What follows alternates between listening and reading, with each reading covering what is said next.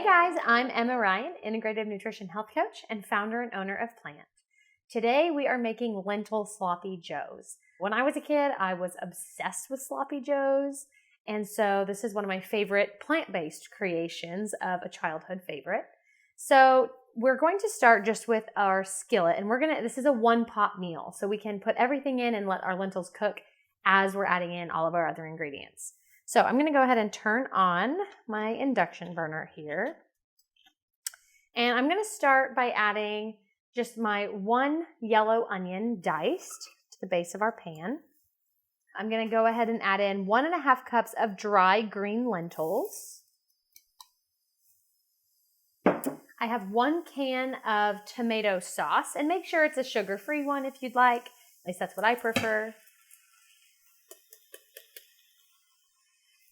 I have 1 red bell pepper diced. This is actually half of a red bell pepper. It was a pretty big one. So you can do either way. You don't have to be exact on this measurement.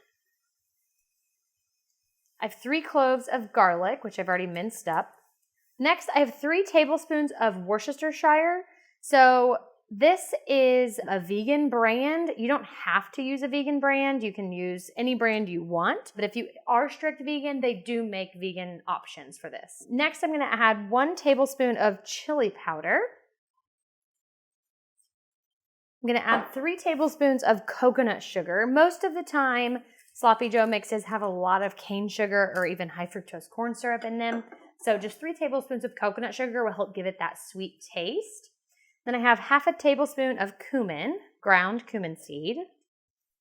I have 1 teaspoon of smoked paprika. I'm going to add 1/2 teaspoon of black pepper. And then I'm just going to stir this up and let it simmer all the way until my lentils are fully cooked. If you're making this at home, like I said, it's a one-pot meal, so it's super easy to make for dinners after work.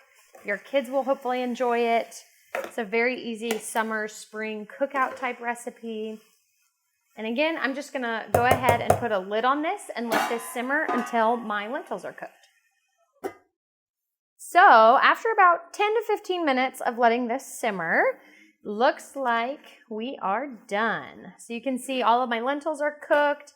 All of the liquid has absorbed. It's got a super creamy texture, so it's going to stick together when you put this on a bun. So now you're ready to serve. So we could do this on a burger bun of your choice. You could make lettuce wraps out of it. You could just add it to a plate with some side veggies and guacamole or something like that. But I hope you guys enjoy this recipe. Share it with your friends, your kids, your families, whoever you think might enjoy it. Be sure to comment below, subscribe, and I will see you next time.